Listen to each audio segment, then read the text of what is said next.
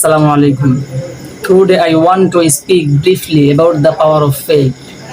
Faith is not just a word, it is a powerful force that gives our hearts peace, our minds clarity, and our lives direction. When we believe in Allah with full conviction, we are never truly alone.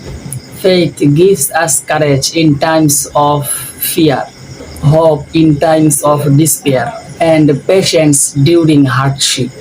Just like a tree stands strong because of its deep roots, a believer stands strong because of his faith.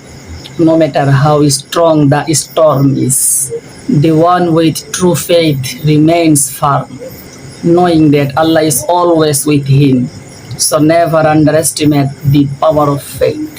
It can move mountains, change hearts, and guide you to success in this life and the next.